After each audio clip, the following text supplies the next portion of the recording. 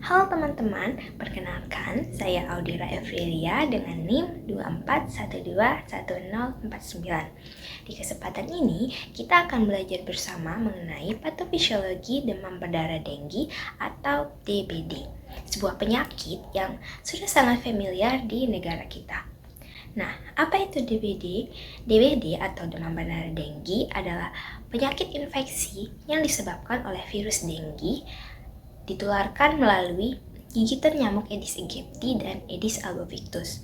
Nah, terdapat 4 serotipe dari virus denggi. Yang pertama, denggi 1, denggi 2, dan denggi 3, serta denggi 4. Nah, setiap serotipe dapat menyebabkan demam berdarah denggi. Namun, infeksi sekunder atau terinfeksi serotipe berbeda setelah infeksi pertama berisiko tinggi menyebabkan demam berdarah denggi yang parah.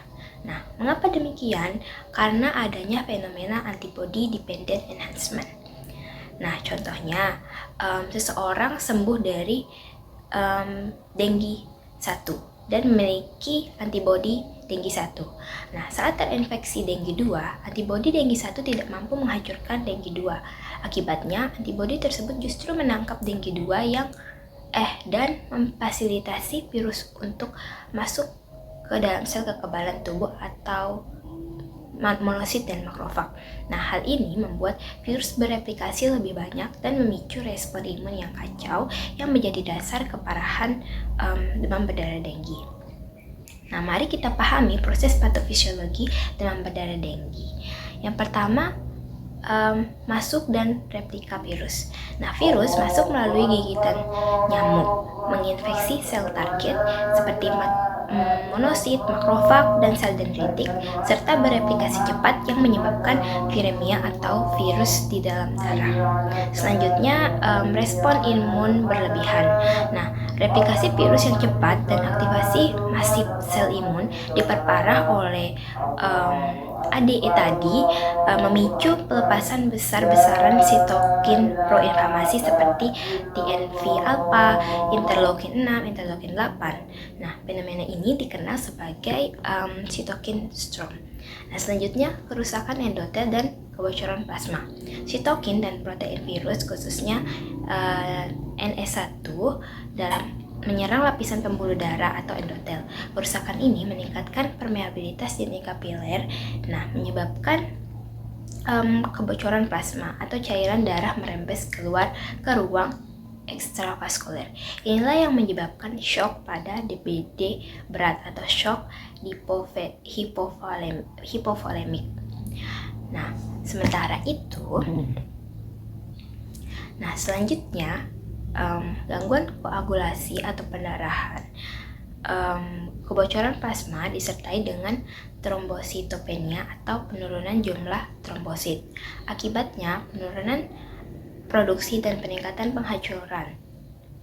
Kerusakan endotel dan trombositopenia mengganggu proses pembekuan darah, memicu berbagai tingkat pendarahan. DBD sendiri umumnya memiliki 3 fase klinis. Yang pertama ada fase demam. Fase demam terjadi mulai dari hari pertama sampai hari ketiga yang ditandai dengan demam tinggi mendadak, nyeri otot atau sendi, dan viremia aktif.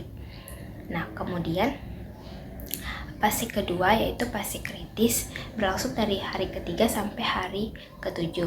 Ini merupakan fase yang paling berbahaya karena suhu tubuh mulai turun yang menandai dimulainya kebocoran plasma. Kemudian terjadi peningkatan hematokrit atau darah mengental dan penurunan drastis trombositopenia. Tanda bahaya yang lain seperti nyeri perut hebat, pendarahan, shock sering muncul di fase ini.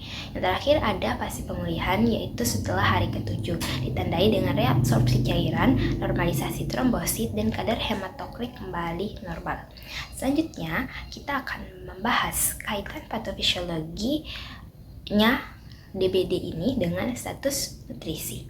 Nah, status gizi pasien sangat mempengaruhi keparahan dan pemulihan DBD.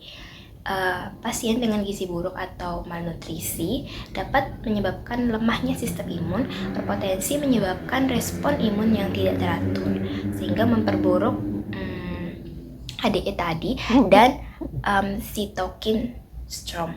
Sementara itu, pasien dengan gizi yang baik, yang optimal, mendukung pembentukan antibodi dan regenerasi jaringan.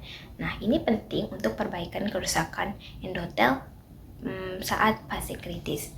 Nah, selanjutnya ada peran makronutrien. Yang pertama ada protein. Protein ini sangat krusial untuk sintesis antibodi atau imunoglobulin, sitokin, dan yang terpenting regenerasi di dinding pembuluh darah atau endotel yang rusak.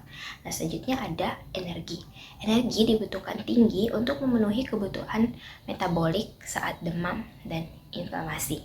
Selanjutnya ada peran mikronutrien. Antioksidan seperti vitamin C dan vitamin E penting untuk melawan stres oksidatif pada sel endotel akibat peradangan, membantu menjaga integritas pembuluh darah, dan berpotensi mengurangi kebocoran plasma. Nah, selanjutnya ada zinc dan selenium. Nah, zinc dan selenium ini mendukung fungsi sel imun untuk respon adaptif yang optimal. Kemudian ada peran cairan dan elektrolit. Nah, aspek gizi yang paling vital ini adalah peran cairan dan elektrolit karena komplikasi utama adalah shock hipovolemik akibat kebocoran plasma. Asupan cairan adekuat wajib dipertahankan untuk mempertahankan volume darah, namun harus dikontrol ketat untuk menghindari kelebihan cairan atau overload yang dapat menyebabkan komplikasi fatal. Mungkin itu saja yang bisa saya sampaikan. Mohon maaf apabila ada salah kata atau pengucapan. Semoga materi tentang patofisiologi DBD ini dapat bermanfaat. Terima kasih.